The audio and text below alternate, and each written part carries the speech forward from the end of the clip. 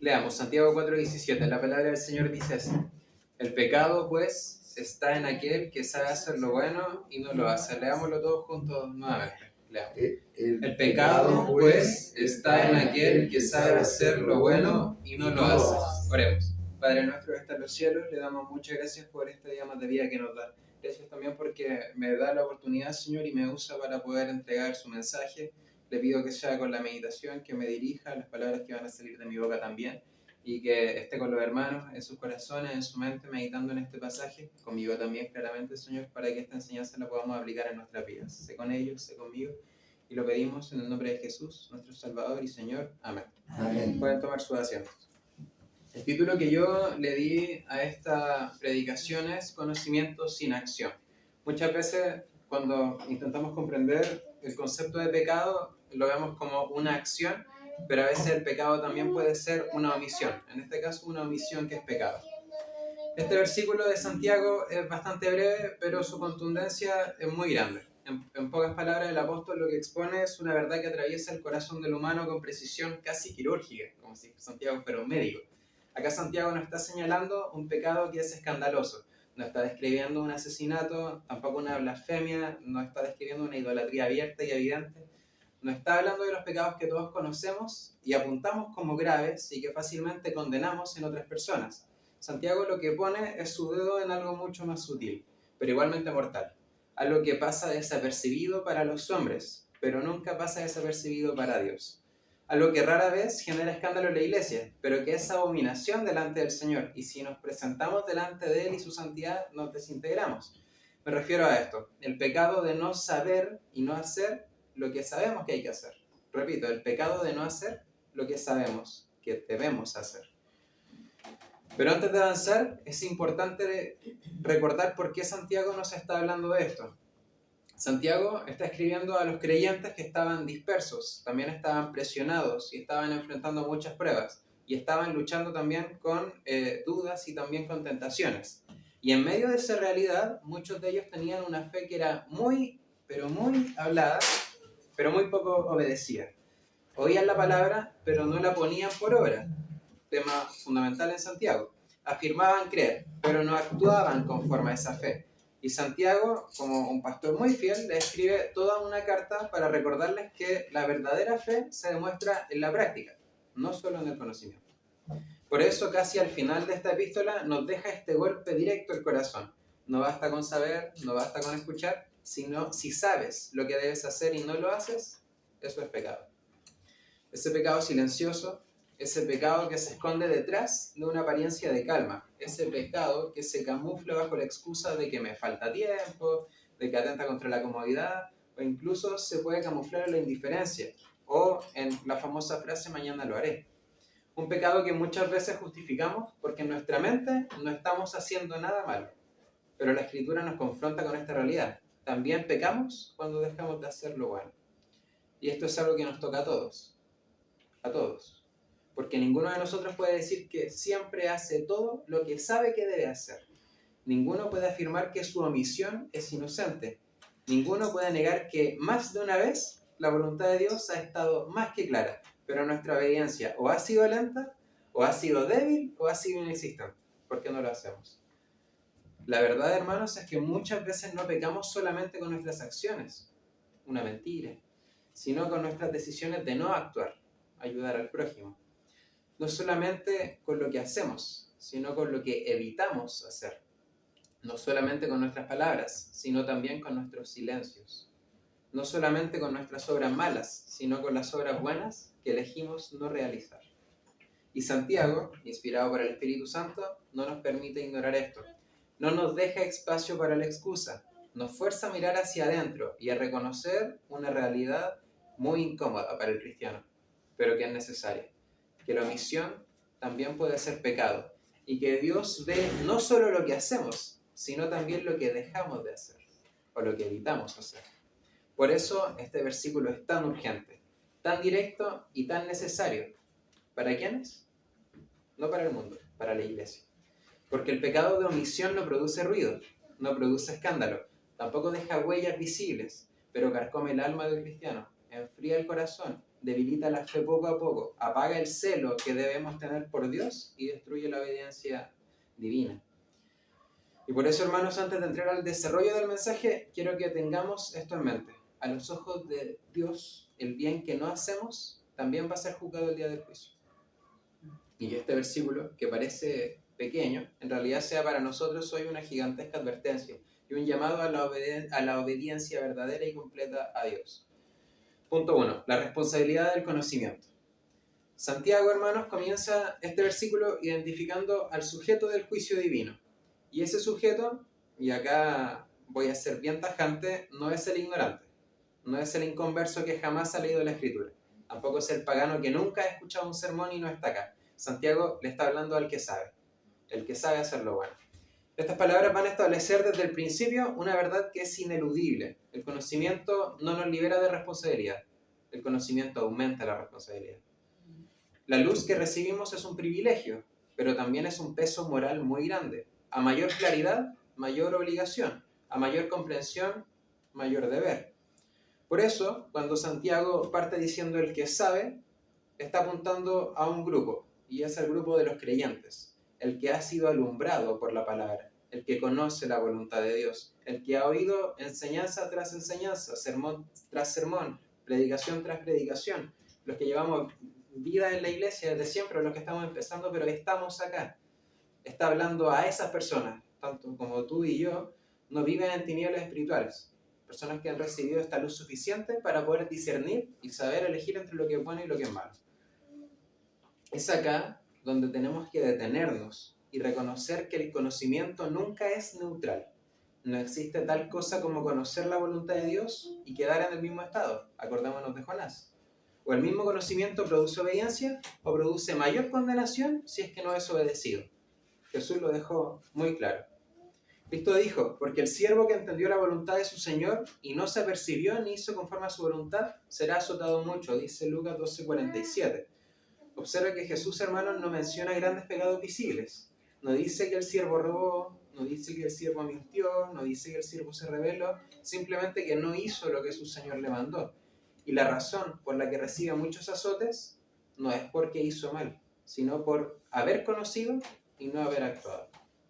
En otras palabras, la luz incrementa la responsabilidad que tenemos cada uno de nosotros. El entendimiento aumenta el peso del deber. Quien más sabe, más debe. Quien más oye, más debe obedecer. Por eso, hermanos, conocer sin obedecer es autoengaño. Lo que decía en predicaciones anteriores. Santiago, muy coherente con el propio pensamiento que él tiene, añade en el capítulo 1, versículo 22, mas sed hacedores de la palabra, y no tan solamente oidores, engañándoos a vosotros mismos. El que conoce pero no practica, no está engañando a Dios, se está engañando a sí mismo. El mero conocimiento sin obediencia va a crear una ilusión muy peligrosa. La ilusión de tener una espiritualidad, pero carente de santidad. La ilusión de que somos maduros espiritualmente, pero no tenemos sumisión a Dios. La ilusión de que tenemos fe, pero sin obras. Y Santiago dice claramente que quien solo oye, pero no hace, vive en autoengaño espiritual. Una persona con mucha información bíblica, pero con poca obediencia práctica, no es madura. Está viviendo en el engaño. Aún sin la Biblia, hermanos, la conciencia testifica. Por eso Pablo en Romanos 12:15 esto lo profundiza, mostrando la obra de la ley escrita en sus corazones. Así parte el versículo. Mostrando la obra de la ley escrita en sus corazones. Incluso aquellos que no tienen Biblia, tienen conciencia. Esa conciencia los acusa o los excusa. Por lo tanto, si los que no tienen escrituras tienen responsabilidad moral, ¿cuánto más nosotros que sí tenemos la escritura en nuestras manos? Hermanos, si la conciencia del incrédulo basta para hacerle responsable ante Dios, entonces el creyente, que tiene Biblia, que tiene iglesia, que tiene predicación, nosotros que somos presbiterianos que tenemos doctrina, que tenemos luz, instrucción, Espíritu Santo, el creyente que tiene todo eso es 1000 veces más responsable cuando sabe lo que debe hacer y no lo hace. Y quizás decir 1000 es quedar corto. Por eso, hermanos, tenemos que pensar esto con sinceridad. Nosotros conocemos la voluntad de Dios sobre la oración, conocemos la voluntad de Dios sobre la santidad, conocemos la voluntad de Dios sobre el perdón, Conocemos la voluntad de Dios sobre el amor al prójimo. Conocemos la voluntad de Dios sobre el servicio. Conocemos la voluntad de Dios sobre la humildad, la pureza, la verdad, el sacrificio. No somos gente que vive en ignorancia. No podemos fingir que no sabemos. No podemos decir que Dios no nos ha hablado, porque la verdad nos ha sido revelada. Hemos recibido la luz en abundancia. Por eso Santiago nos confronta antes de seguir. Si ya sabes lo que debes hacer, ¿por qué no lo estás haciendo? Dios no te juzga solo por tus acciones, sino por tu obediencia a la luz que has recibido. ¿Estás obedeciendo la luz que tú has recibido? Punto 2. La gravedad de no actuar. ¿Cuál es una parte muy importante de este versículo? Y no lo hace. Y no lo hace. Después de señalar al que sabe, Santiago dirige nuestra mirada al segundo elemento del versículo, esta omisión deliberada que elegimos nosotros. Una frase muy corta, y no lo hace. Contiene un mundo entero de implicaciones espirituales. No describe rebeldía abierta, tampoco describe oposición directa, ni palabras de rechazo. Simplemente está describiendo a alguien que sabe lo que debe hacer y no lo hace. Para muchos la omisión parece inofensiva. A los ojos del hombre no hay pecado visible, no hay escándalo, no hay daño evidente, pero a los ojos de Dios la omisión es desobediencia silenciosa y por lo tanto es pecado. Podríamos decir que orgullo, porque sabemos lo que debemos hacer y no lo hacemos. Santiago quiere que entendamos que la pasividad moral no es inocente, es digna de culpabilidad, por lo tanto de juicio. Por eso, hermanos, la pasividad no es neutralidad. Vivimos en un tiempo en el que muchos creen que mientras no hagan nada malo, están bien espiritualmente. Pero Jesucristo destruye este mito. En Mateo 25, en el contexto del juicio final, el Señor declara: de cierto os digo que en cuanto no lo hicisteis a uno de estos pequeñitos, ni a mí lo hicisteis. Mateo 25, 45. Observe que Jesús no acusa a los cabritos por lo que hicieron. A los cabritos me refiero a la diferencia que hace Mateo entre las ovejas y los cabritos. Las ovejas que van a ir con Dios y los cabritos que van a ir al lago de fuego, al infierno. Jesús no está acusando a los cabritos por lo que hicieron, sino por lo que no hicieron. No se los condena por maltratar, sino por no ayudar. No se les está condenando porque rechazaron a Cristo, sino por ignorar la necesidad de su hermano. Ante Dios, la omisión es tan real como la comisión. No hacer lo bueno es tan ofensivo como hacer lo malo. La pasividad no es neutral. Es tomar una posición, aunque sea en silencio y los demás no lo puedan ver. No actuar cuando puedes es desobediencia silenciosa. La Escritura nos muestra que no actuar cuando Dios exige acción es pecado grave. ¿Qué se le dijo a Ezequiel? Ezequiel 3:18. Cuando yo dijera al impío, de cierto morirás, y tú no le amonestares, ni le hablares para que el impío sea apercibido de su mal camino, a fin de que viva, el impío morirá por su maldad, pero más su sangre demandaré de tu mano. El profeta no había insultado, no había golpeado, no había perseguido a nadie. Su pecado habría consistido simplemente en callar, en omitir, en no intervenir. Hermanos, qué solemne advertencia. Hay silencios que son pecado. Hay oportunidades que si no aprovechamos, estamos pecando. Hay mandamientos que si no obedecemos activamente, incumplimos. No actuar cuando Dios nos ha dado la luz, la responsabilidad y también la oportunidad, no es prudencia. Es una desobediencia silenciosa. Omitir lo que es pecado real ante Dios.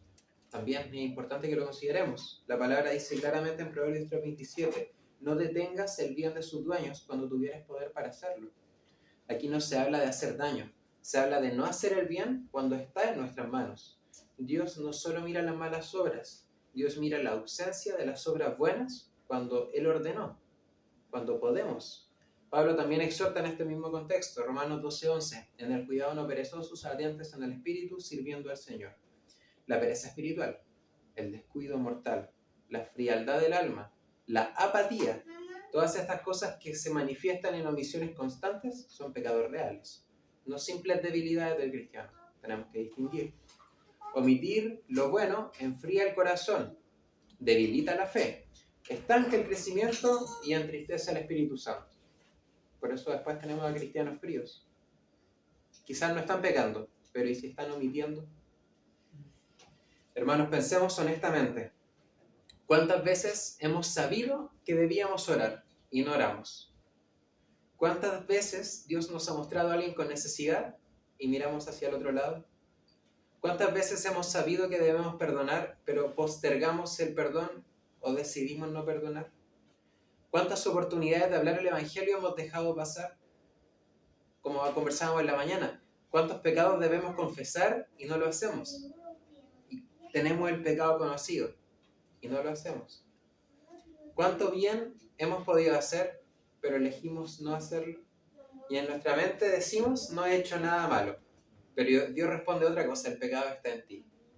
Hermanos, el pecado de omisión no grita, no ruge, no se ve, pero te mata lentamente, porque apaga el fervor, atrofia la obediencia, nos va volviendo tibios y nos vuelve indiferentes frente a situaciones que merecen que el cristiano esté ahí. Si conoces lo que debes hacer y no lo haces, no es descuido, tampoco es olvido, tampoco es debilidad, es pecado. Punto 3. La raíz interna del pecado. El pecado está en él. Cuando Santiago dice el pecado está en él, está señalando algo muy serio. Primero, que el pecado no está flotando en el aire. El pecado no es una mala influencia externa ajena a nosotros. No es simplemente un descuido. Está dentro. Está en la voluntad. Está en el corazón. Está en la decisión consciente de no hacer lo que sé que debo hacer. Santiago nos dice, cometí un error. Dice, hay pecado en él. Esto revela dónde ocurre realmente la batalla espiritual. No solo en nuestras acciones. La batalla espiritual también se ve en nuestras omisiones. La omisión no es un accidente, porque la omisión es un pecado moral y mortal delante de Dios. El apóstol Pablo lo resume de manera tajante. Todo lo que no es de fe es pecado. Romanos 14:23. El pecado no siempre se ve. El pecado no siempre grita. El pecado a veces es silencioso. A veces es cómodo, incluso respetable, pero sigue siendo pecado. Lo que hacemos sin convicción o lo que evitamos hacer sabiendo que Dios nos lo pide, nace de la falta de fe. Esto es una incredulidad práctica. Es muy grave. No actuar cuando Dios te está dando la oportunidad de actuar. Además, una convicción no es neutralidad. Es una desconfianza hacia Dios. Porque tú te pones por encima de Él. Por eso Pablo dice es condenado. No es condenado por cometer algo malo. Es condenado porque no está actuando conforme a la fe. Dios, y esto es muy importante, va a comenzar su juicio por quienes conocen su voluntad. Pedro es muy claro en 1 de Pedro 4:17, porque es tiempo de que el juicio comience por la casa de Dios. ¿Por qué comienza con nosotros el juicio? Porque el que más conoce, más debe obedecer. Porque la luz aumenta la responsabilidad. Porque el creyente no está exento de responsabilidad, está más comprometido. Dios no evalúa solo nuestras obras visibles, también examina nuestras ausencias, nuestras pasividades, nuestra resistencia interna a obedecer su voz. Y eso no lo ven los hermanos, eso lo ve Dios. A veces pensamos, no estoy pecando, solo estoy postergando, no hice nada malo. Pero Dios nos dice otra cosa. Precisamente ahí está el problema. No hiciste lo que debías hacer. Eso nos dice Dios. No hiciste lo que debías hacer. La omisión nace de una voluntad consciente. Hebreos describe una realidad muy grave. Hebreos 10:26. Si pecáramos voluntariamente, después de haber recibido el conocimiento de la verdad. Y sigue desarrollando el versículo. Voluntariamente, después de haber recibido el conocimiento de Dios. La omisión no es ignorancia. La omisión es voluntad. No es incapacidad, es decisión. No es un error pasivo, es una elección activa de no obedecer. Porque el Espíritu Santo te está mostrando lo que debes hacer. La palabra de Dios te dice lo que debes hacer, te muestra el camino. Cuando Dios te impulsa a reconciliarte, a servir, a dejar un pecado, a hablar a alguien, pero tú ¿qué respondes? Después, más adelante, no ahora, estoy cansado, tengo mucho trabajo, no lo voy a hacer. Eso es voluntariedad. Eso también es una decisión moral. eso también es un pecado de omisión. ¿Ves a alguien con necesidad? ¿Sabes que hay algo que cambiar en tu vida? ¿Dios te habló sobre un paso que debes dar? ¿Sabes lo bueno, pero no lo haces? Entonces escucha, no obedecer es pecar, aunque estés callado, aunque tus hermanos no lo noten, aunque tu omisión sea silenciosa, porque como dijo Santiago, el pecado está en él. Santiago entonces nos deja sin espacios para justificar la indiferencia. No nos permite escondernos detrás de excusas, ni detrás de buenas intenciones. Él declara con claridad, el pecado, pues, está en aquel que sabe hacer lo bueno y no lo hace. La pregunta entonces para nosotros es directa y adquiere un peso tremendo. ¿Sabes lo que Dios espera de ti? ¿Sabes lo que debes hacer hoy, esta semana, ahora? Si lo sabes, no lo postergues. No confíes en el mañana. No te refugies en el después lo haré. Porque el conocimiento sin obediencia no es madurez, no es prudencia, no es una espera estratégica, es desobediencia, es pecado. Que Dios nos conceda la gracia de no solo saber, sino hacer lo que Él nos manda conforme a su voluntad. Oremos. Padre nuestro que está en los cielos, le damos gracias por un día más de vida, Señor. Gracias también porque su palabra es clara para nosotros. Gracias también porque, a pesar de todo lo que conlleva el saber, nos permite meditar en su palabra. Pero le pedimos que tenga gracia para con nosotros, para que podamos obedecer, para que podamos dejar de omitir, Señor. Que esta palabra en la que hemos analizado hoy pueda ir al fondo de nuestro corazón, Señor. Que tu Espíritu Santo se manifieste en gran manera, que lo podamos escuchar, Señor, y que cuando por nuestra mente pase después, que no sea después, Señor, porque tú debes estar en nuestro primer lugar, en nuestro segundo, en nuestro tercer lugar, tú debes ser toda nuestra vida. Por eso, que nuestro yo pecaminoso, Señor, no esté por encima de tu voluntad. Que tu palabra esté en nosotros, que tu voluntad esté en nosotros, que como hermanos nos podamos impulsar, Señor, y que seamos conscientes de que el pecado no es solo lo que se ve, sino también lo que no se ve. Que nuestro orgullo, Señor, pueda ir muriendo, Señor, de golpe, para que así podamos ser hijos tuyos, plenos, acercarnos a tu santidad y así poder vivir una vida confiada tal como lo hizo Cristo acá en la tierra, Señor. Te pido, Padre, que seas con cada uno de nosotros en esta tarde, que seas con nosotros en la semana, que cuando sepamos que debemos hacer algo, lo hagamos, no lo omitamos, porque eso es pecado. Gracias porque nos das tu palabra y gracias porque nos permites meditar en ella. En el nombre de Jesús te lo pedimos y lo agradecemos todo. Amén. Amén.